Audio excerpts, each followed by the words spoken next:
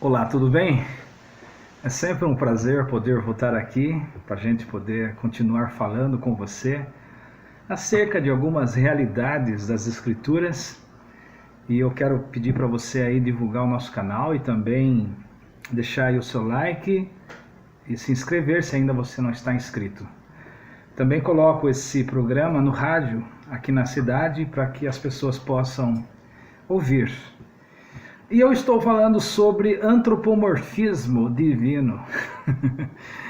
E se você não ouviu, porque esse aqui é segundo vídeo desse assunto que eu estou tratando acerca do antropomorfismo de Deus, das contradições, dos sentimentos de Deus que se assemelham ao nosso sentimento. E no vídeo anterior, que é eu acho que de número 15, esse aqui é a segunda parte do número 15, você vai encontrar no meu canal. Então é possível que você não entenda muito esse aqui se você não ouvir o primeiro, que é o vídeo de número 15. Então eu peço que você ouça lá, senão você vai ouvir coisas aqui que você vai falar assim, nossa, esse cara está viajando. Porque lá eu falei que Deus aprende, lá eu falei que Deus foi traído, eu falei que Deus foi divorciado. Deus foi divorciado. E essa realidade... Eu falei até um texto de Ezequiel 22, mas depois eu me lembrei, problema da gente acreditar e confiar na memória, né? É Ezequiel 22. É isso? Ezequiel 23, 20, que fala que os membros dos egípcios, os pênis dos egípcios são semelhantes aos do cavalo. Está aqui no capítulo 23, verso 20. Apaixonando-se dos seus amantes, cujas carnes eram como as de jumentos, cujo fluxo era como o de cavalos. Essa carne, como os seus de jumentos, é um eufemismo, porque a aproximação do original hebraico é membros, é pênis. E Deus está falando isso aqui. Então eu estou tratando sobre o antropomorfismo, que são sentimentos que nós humanos temos e que são retratados por Deus no Antigo Testamento. E pode aparecer até heresia. Eu tenho 2 livros aqui na minha mesa que eu já li algum tempo atrás. Um deles é Deus, uma biografia de Deus. E o outro é Cristo, uma crise na vida de Deus. Foi escrito por Jack Miles, da Companhia das Letras. Esse livro é muito complicado para uma pessoa que tem assim a cabeça muito condicionada na religião, ler. O título atrai, mas é um livro extremamente perigoso porque ele fala desse antropomorfismo. E ele trata Deus como um personagem, não como um ente superior, mas um personagem que vai aprendendo e vai evoluindo com a história dos seres humanos. Eu acho que ele viaja pra caramba nesse livro. É um livro perigoso para quem não tem a sua fé alicerçada no Evangelho. É um livro perigoso de se ler. Mas como no meu caso isso daí é coisa... Porque é o seguinte, é muita bobagem, porque o problema da teologia e do que ele afirma ali, que nem perguntaram para mim acerca da predestinação. Perguntaram para mim se eu creio na predestinação, se eu creio no arminianismo ou na predestinação. Se eu sou calvinista ou se eu sou arminiano. Eu acho até legal essas categorias, esses departamentalizações que criam, né? Milênio é pré-tribulacionista, milenista, pós-milenista. A gente é muito pobre para entender Deus. Você tem que entender isso. Não é porque existem alguns traços de predestinação na Bíblia que Deus é o Deus da predestinação. Não é porque existem traços de arminianismo na Bíblia que Deus é arminiano. Não é porque existem traços de de movimento, de sinais pentecostais, que Deus é pentecostal. Essas categorias, elas colocam Deus dentro de caixas. E eu estou falando sobre o antropomorfismo de Deus já para ver se eu consigo fazer com que você acredite num Deus maior. Porque tudo que você sabe e eu sabemos de Deus é o que está na Bíblia. Paulo fala lá em Romanos, no capítulo 1, que nós podemos entender e conhecer Deus por 3 testemunhos que ele nos dá. 3 testemunhos acerca de Deus. Primeiro é a natureza, é a criação. A criação é obra de Deus. Você olha o sol, olha a lua, as estrelas, a terra, todas as leis que são governadas, que governam a natureza, você fala, tem que ter alguém por detrás de tudo isso. Albert Einstein, que é muito mais inteligente do que nós, chegou a essa conclusão. O universo não é criado do caos, do nada, e se mantém do nada. Alguém planejou tudo isso. Albert Einstein e muitos outros filósofos, cientistas chegaram a essa conclusão. Então a natureza, segundo é a Bíblia, as Escrituras dão testemunhos de Deus. Paulo que diz isso. A Bíblia dá testemunho de Deus. E a terceira testemunha é Jesus Cristo encarnado, o Filho de Deus encarnado, o Messias. São esses 3 testemunhos. Ora, mesmo a Bíblia, a natureza e Jesus Cristo, que eu só posso acessá-lo pela fé, não vai fazer com que eu chegue à plenitude de Deus, porque Deus é infinito. Se você perguntar para o arcanjo Miguel, ele vai falar para você, eu ainda estou descobrindo quem é ele, eu não sei quem é ele. Porque é só na nossa cabeça e na nossa arrogância que a gente acredita que já sabemos tudo acerca de Deus e que a Bíblia, e que a teologia, e que a natureza, e que a ciência, e que a ciência quântica vai nos mostrar. Não, não vai, porque Deus... Então, o que eu estou falando sobre o antropomorfismo? Se eu quero conversar com a minhoca, eu tenho que entender a minhoca. E tenho que falar a linguagem que a minhoca entende. Talvez comer o que ela come, andar por onde ela anda, fazer o que ela faz, entrar no mundo da minhoca. Senão a minhoca não vai querer nada comigo, porque a distância entre mim e a minhoca é muito grande. Deus, ele entrou no nosso mundo. Quando Deus entrou no nosso mundo, por mais que você queira ser a super minhoca e queira entender que Deus é o mega minhoca, não é. A distância entre você e a minhoca é tão grande que a giga minhoca nunca vai ser você. Você pode virar a super minhoca para essa minhoca, mas você tem uma natureza muito maior. Então, antropomorfismo é quando Deus fala conosco na nossa linguagem. Esse texto, por exemplo, que eu li de Ezequiel, capítulo 23, verso 20, onde ele fala que os pênis dos egípcios eram como de mula, de jumentos, e o seu fluxo como de cavalos, né? O seu esperma como de cavalos, essa é a linguagem. Ele está falando aqui numa alegoria de 2 irmãs. Uma irmã era Israel e outra era Judá, que eram totalmente promíscuas espiritual para com os deuses do Egito, da Babilônia, os deuses da Macedônia, da Grécia. Totalmente, essas 2 irmãs, que é uma alegoria, que é o antropomorfismo, e aqui a gente chama de alegoria. Eu falei do Deus divorciado no primeiro vídeo, o Deus divorciado, o Deus que foi traído, numa linguagem bem chula e bem, talvez nem devesse falar, mas Deus foi chifrado. Mas é Ele quem diz. É Ele quem está amargurado, é Ele que está magoado, é Ele que está ferido.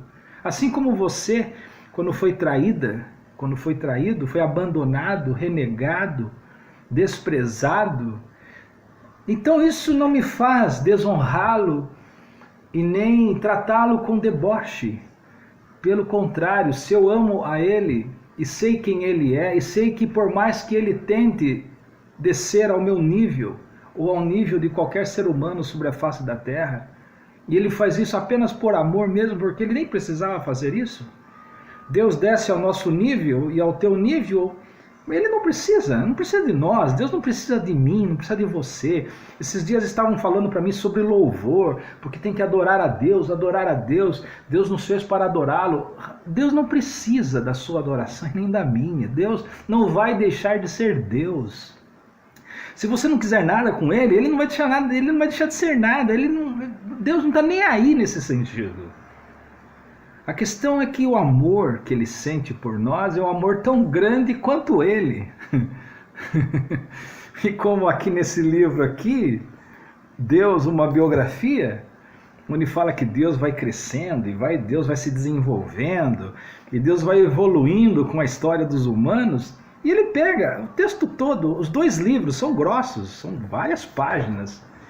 Os 2 livros estão carregados de textos bíblicos. Mas eu não posso dizer que Deus não é aquilo que ele está dizendo. Deus é muito mais.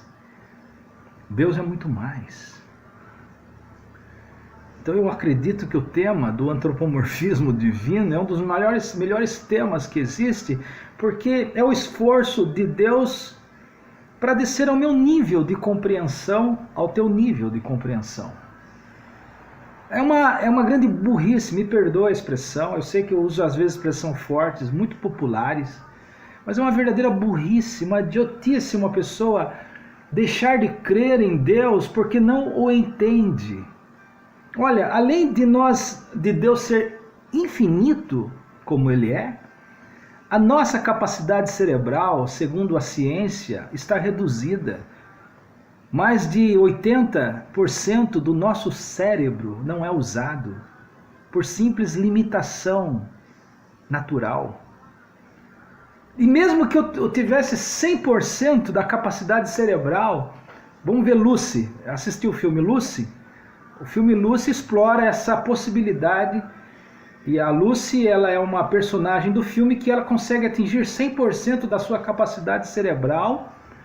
Quando ela atinge o 100%, ela deixa de ser humana. Deixa de ser humana. Ela vira uma entidade tecnológica. Vale a pena assistir o filme Lucy. Mas digamos que você chegue a 100% da sua capacidade cerebral para entender Deus.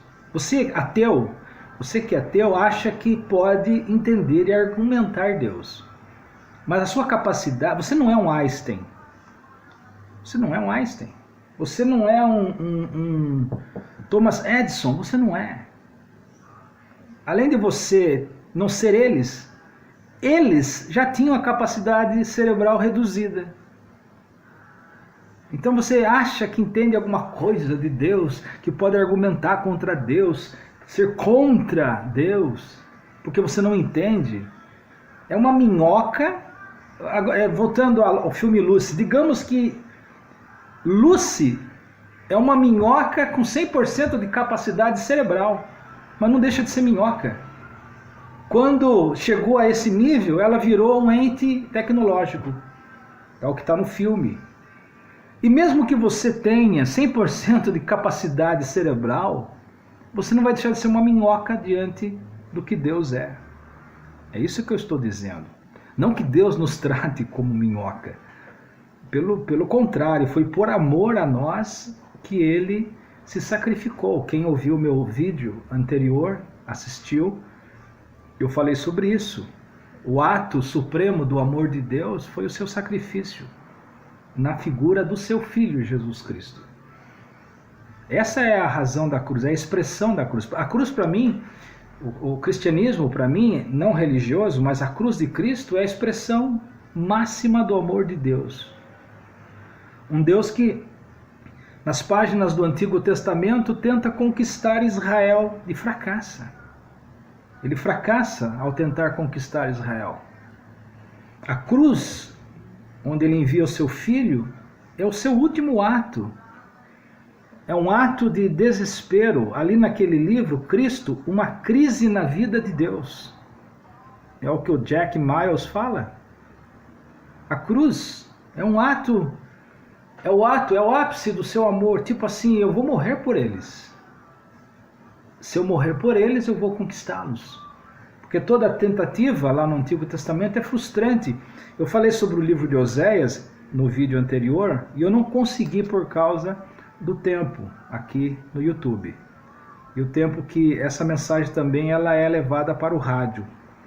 E eu estava corrigindo a referência que eu dei, né, onde eu falei que o pênis dos egípcios é semelhante ao pênis dos jumentos, dos cavalos. Está aqui em Ezequiel 23, 20. Depois eu estava lendo esse capítulo 23 de Ezequiel, só para eu fazer a correção do que eu já tinha dito de forma errada no vídeo anterior. Eu fiquei assim chocado quando eu tô trabalhando em cima desse entendimento do antropomorfismo de Deus. Aqui esse capítulo 23 é chocante, porque Deus está traído, foi traído. Deus foi trocado por seres inferiores a Ele. Essa é a tristeza de Deus aqui. Ele foi trocado. No livro de Oséias, que segue praticamente a mesma linha do capítulo 23 de Ezequiel, se você tiver tempo, leia o capítulo 23. Entenda o antropomorfismo de Deus, que é quando ele se sente como nós nos sentimos. Na verdade, antropomorfismo são sentimentos humanos atribuídos a Deus. Mas na verdade é nós que recebemos de Deus esses sentimentos, porque esses sentimentos fazem parte daquela imagem e semelhança de Deus. Capítulo 23 de Ezequiel é forte pra caramba. Porque é aqui que ele usa a imagem de Israel como prostituta, na qual ele casou com ela lá no deserto, na frente do Sinai. O Monte Sinai foi a catedral onde Deus fez o seu casamento. Moisés foi o celebrante. Moisés celebrou o casamento entre Deus e Israel, Deus se casando com Israel, aliança perpétua. A aliança tem que ser perpétua. Só que Israel, num determinado ponto da história, é claro que eu estou parafraseando muito, Israel fala assim: você é muito chato, cara. Você é muito exigente. Não dá para seguir as tuas leis. Qualquer coisa que eu faça contra, você já me castiga. Israel foi se cansando do amor viciante, policial, xerife de Deus. E Israel resolve abandonar a Deus como esposa, abandona Deus e vai trair Deus com os egípcios, com os babilônios, com os persas, com os gregos, com os filisteus. E Deus cai na rua da amargura. Deus cai na rua da amargura. E Deus fala: pô, você me traiu, não foi com um homem. Se você tivesse achado alguém decente, embora, como eu disse, é um antropomorfismo, para achar alguém igual a Deus não tem, né? Mas na sua autoilusão, Deus disse: Israel, se você achasse alguém decente, tudo bem, mas você foi se prostituir com gente que é inferior, gente baixa. Você foi atrás de egípcios que adoram mosca. Você foi atrás dos babilônios que adoram Beuzebu, o deus das moscas. Pelo amor de Deus, Deus, pelo amor de Deus, Israel, você me traiu com quem não presta. Eu te dei do bom e do melhor, te dei o maná caindo do céu, te dei água na rocha, protegi você durante o calor do sol de dia, e à noite, no deserto, dava uma coluna de fogo para você não se sentir perdida, e você me abandona. E esse abandono de Deus vem desde o seu casamento. Aí passa pelos juízes, passa pela monarquia e entra nos profetas.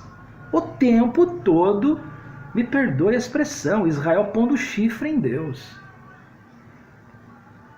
Teve filhos, Oséias colocou o nome dos filhos de ídolos. Está aqui Oséias, capítulo 1.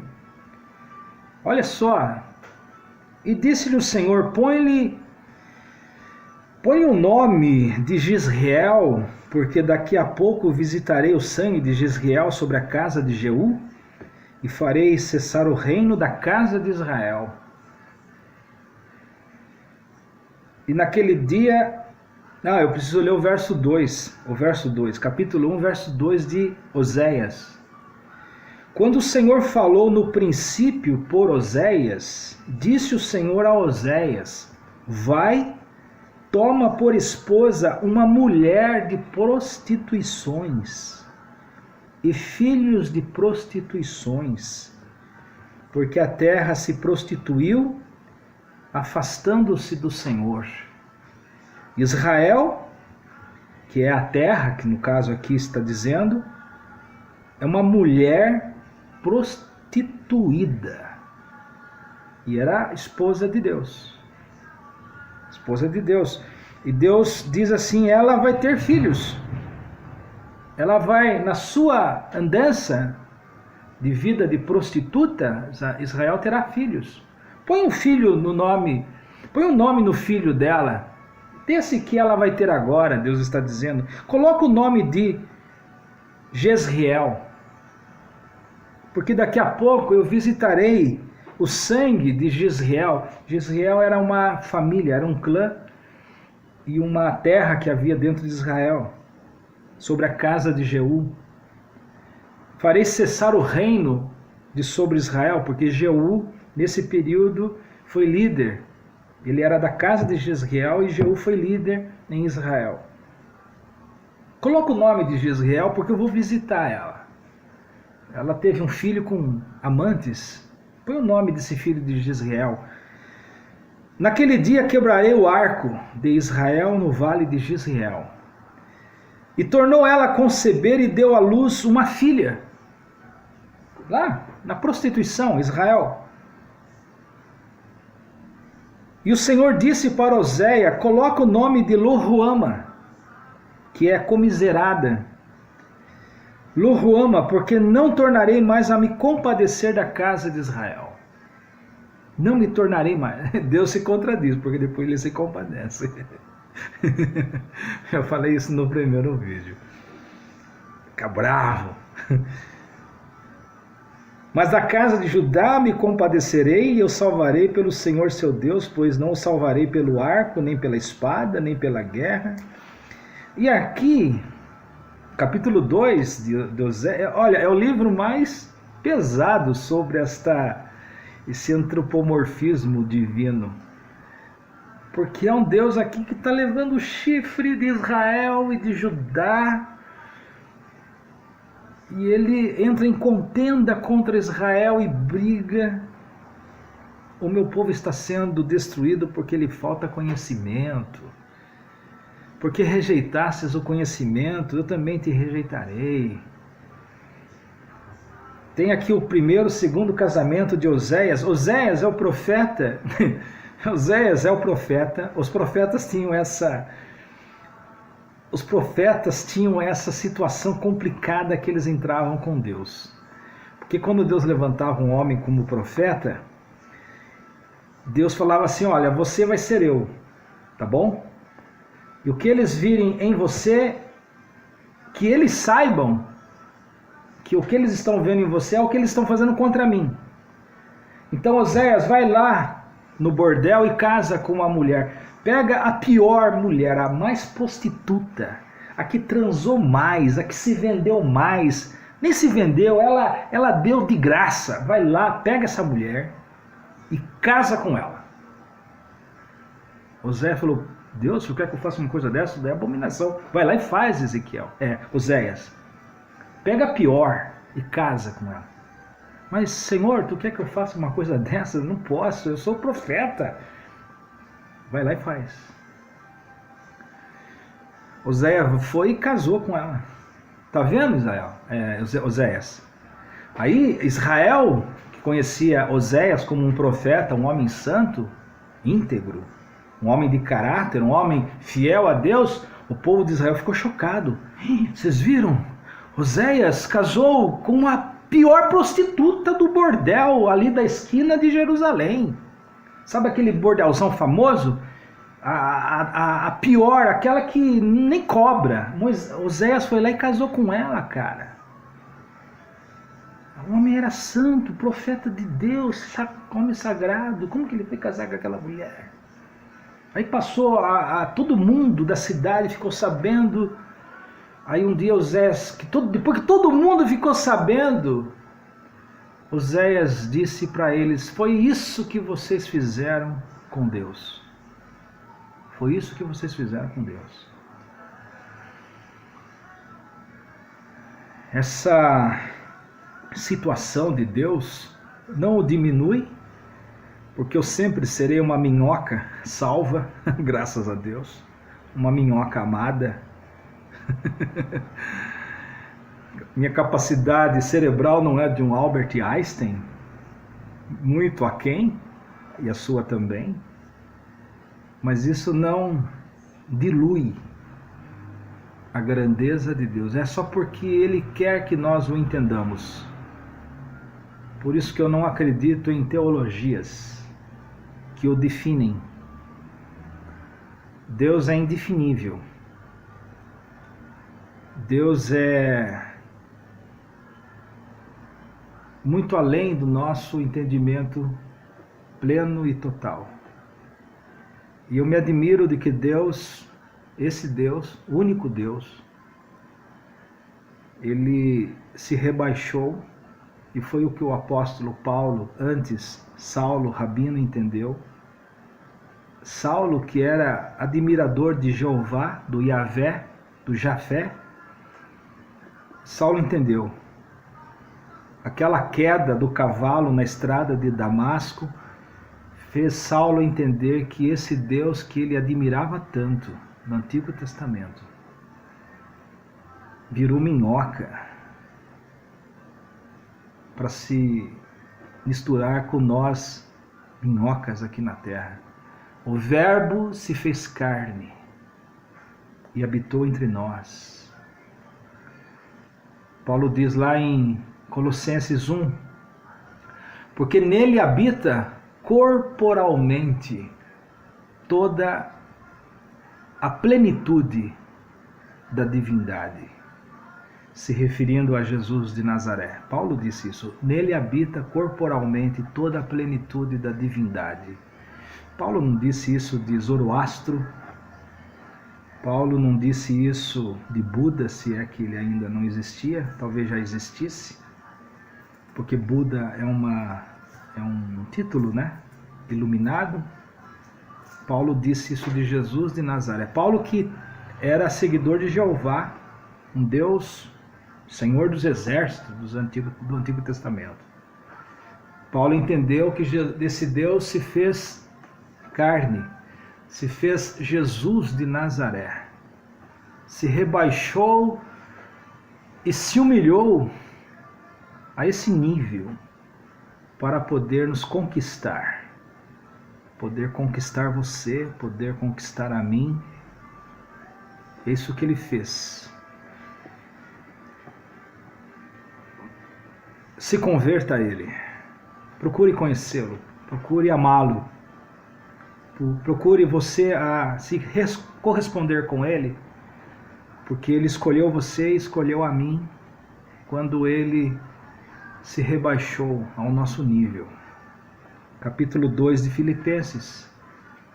O mesmo sentimento habita em nós, aquele que habitou em Jesus, que sendo em forma de Deus, não usurpou